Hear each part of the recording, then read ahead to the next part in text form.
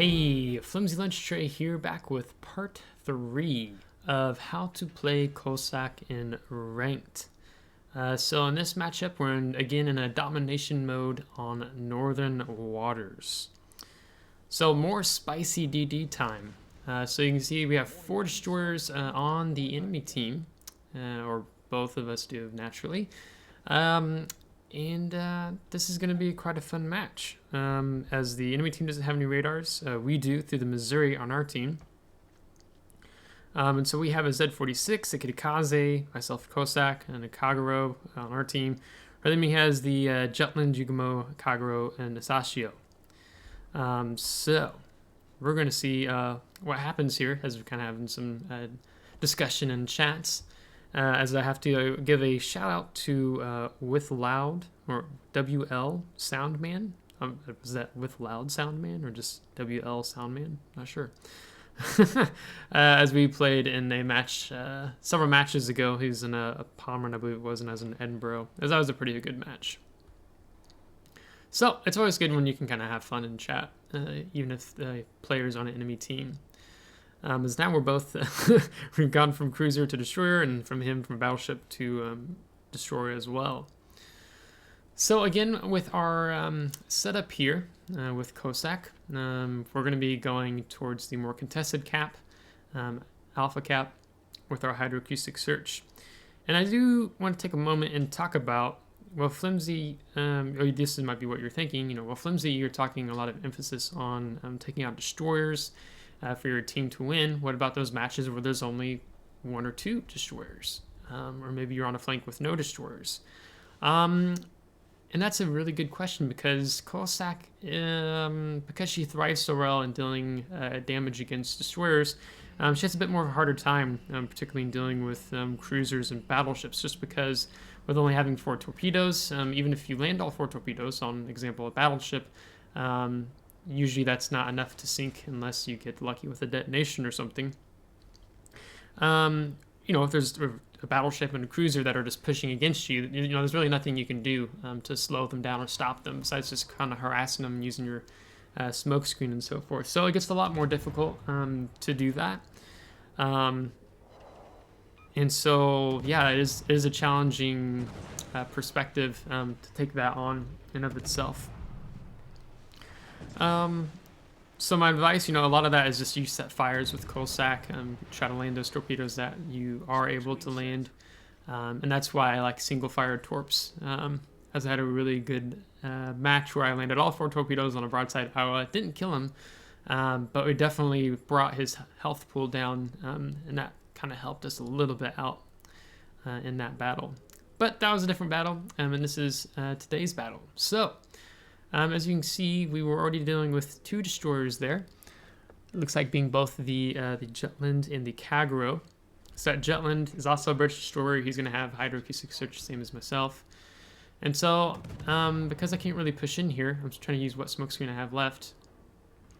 I'm just kind of in this more kiting position. And we can also see the Yugamo that's appeared just east of Alpha.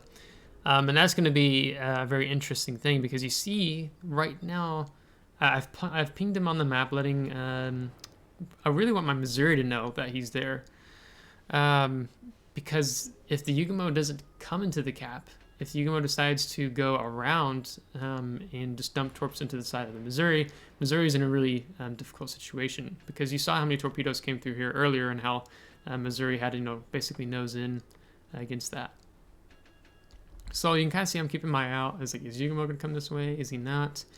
Because if I was a Yugamo player, I'd be going for Missouri.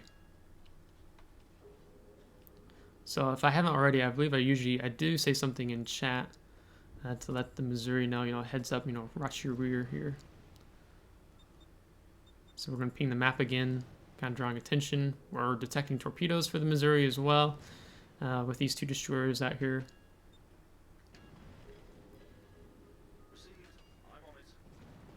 Yeah, so now we're going to tell Missouri. So that's also a good reason to, because there's some players who don't really pay attention to chat at all. And your teammates might be giving you helpful information like I am. And so I was already turning back to try to help deal with this Yugumo because I was pretty certain by that point he was coming for him.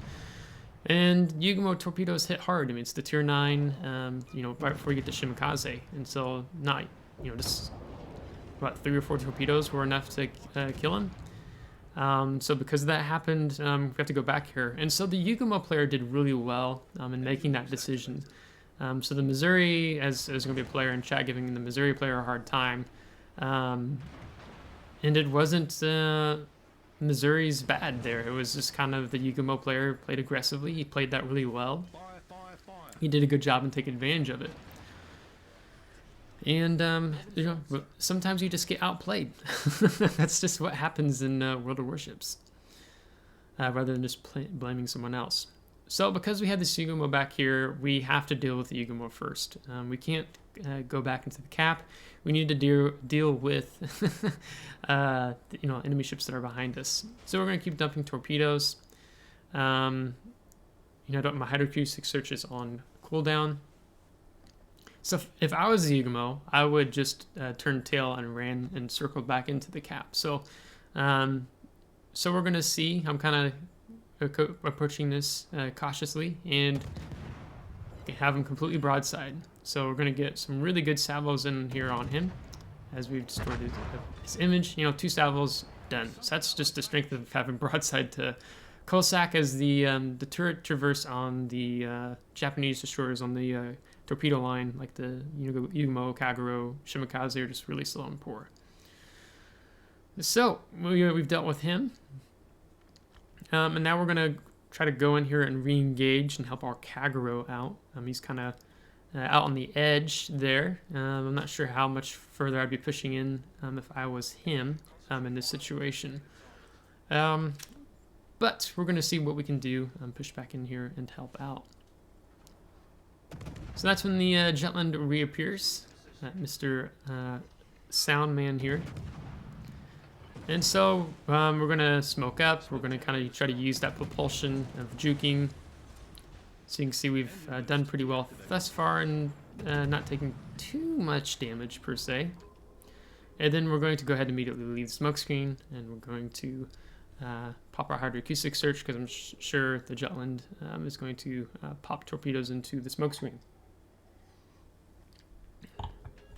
So still kind of at this kiting, kind of just testing the waters here. And that's when he reappears, so he's pushing back up. And because he had to split those torpedoes, roughly knew he couldn't really dodge that salvo. And so we're just going to start trading back and forth. So he got a pretty good hit in there. And yeah, we're doing well. Even though I don't want to use my repair party, we did good there. Because if he sets me on fire, that would be bad. And you can see that we didn't give it the temptation to turn in back there just a moment ago to get more shots on him, the front turret. We still kept kiting away, angled, we lived to fight another day. And that Cossack, we set him on, or the Jutland, we set him on fire right after it went dark, and he already had used his damage repair party. So we can see the damage is still ticking, and that should be a kill on the Jutland player, Mr. Soundman himself. Yep, and there it is. One of the things particularly I find it's, I meant to say in one of the 2 past videos, is sometimes even, say you're dealing with a enemy destroyer player who appears in front of you, don't give into the temptation to turn broadside. If you just stay nose in and let your turrets, 2 front turrets do the work, the enemy destroyer is not going to have much surface area to land his shells, and your survivability tends to last a bit longer in that sense. So it's always tempting to try to get your rear turrets also on target, especially something like the Cossack. But if you play it well with the kiting and how quick the rudder shift time is, actually it works quite well, not too bad. So you can see that we lost our Kagero player. Our team has secured the BC flank, and so we're going to be pushing back here on this flank. And my health pool, as you can see, is pretty low. And we have what appears to be... Yes, the Kid Kazi player. And then, oh yeah, then there's the Z46. So it's like, I was pretty sure the Z46 was going to come. So you can see here that the Z46 is pushing in, and look at his health pool. He's pretty much got a full health pool. So you know what I'm going to do? I'm going to move in behind the Z46 player. I'm going to let him be the one that takes charge in the front because he has that health pool advantage, right? And he's popped up his hydroacoustic search. And I think I maybe said in the chat that I turned mine was up. I don't remember. And then there's the Kagro player. And Noster had a video. I think he was it the Jutland? I think he was in a British destroyer. I think Noster had a video quite recently where he talked about the importance of when you're with another destroyer on your team and he's got the greater health pool, just switch places with him. Let him take the front. Let him be the buffer zone, and that's really great advice to adhere to when you're in a situation like this, because it will help you make those game-changing plays and work out quite well. So then there's the Kagro player. So I'm going to go ahead and smoke up. He spotted the Z46 first versus us being spotted. So this worked out quite well. And because Z46 also has his hydroacoustic search going, he should be picking back up the Kagro player. As you can see him reversing, trying to get him into range. So that's going to solidify the death of the Kagro player here. And that's really great strength of, especially in this combination with the longer range hydroacoustic search that the Z46 has. And so just keep that in mind when you're in a destroyer and your health pool's lower. Just switch places, let the other guy take the lead. And so it's with Cossack that we reached rank 1 in the Bronze League. This was the first iteration of it. So pretty well, 3 just destroys.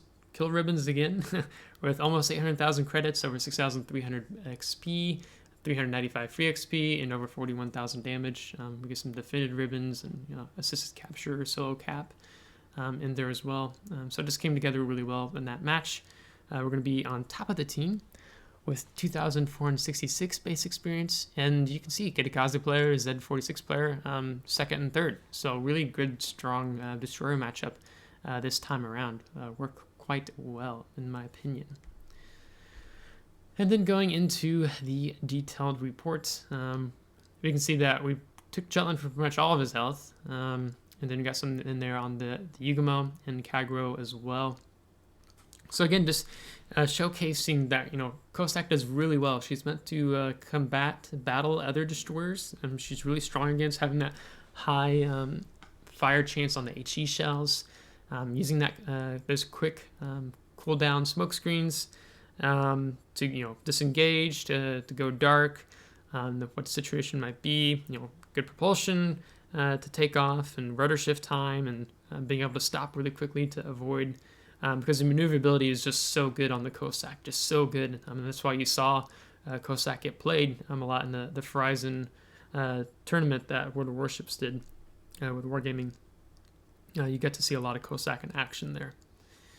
So, so just really solidifying here on this, how to play Cossack in ranked, that when you focus on dealing with enemy destroyers, like you really thrive in choosing the engagements, picking your battles, and how you're going to either move in, withdraw, kite at a distance, so on and so forth, because it's really powerful, especially when you know what enemy destroyers are going up against. If they have a slow DPM with their main battery, if they have a high DPM, that further helps you just to know how you should pick your fights and pick your battles to your advantage. You got to see that in the part 2 in dealing with that Kitakaze player. He has such a high DPM, but we did well against him. Knowing something like even the Z46, like he has a really long hydroacoustic range, so that's how he picked up the Kagro at the end. Where if you know that as a destroyer player, you shouldn't rush a smoke screen where there's a German destroyer sitting in it. Like, it's just bad news. So I hope these 3 videos have helped you get more of a feel on my take on Cossack. We will be having a build and commander video on Cossack here in the next few days. So stay tuned for that if you don't want to miss out on that, because I thought it'd be good to show you guys what I take on Cossack and what I plan to eventually take once I get some more points on my captain, being Jingles, for just Cossack in general, and working a really good build on her. So if you enjoyed today's video, give it a thumbs up. If you didn't, give it a thumbs down. Subscribe if you want to see more. If you haven't already subscribed, thanks so much, as we're marching on our way to 150 subscribers. So until next time, take care.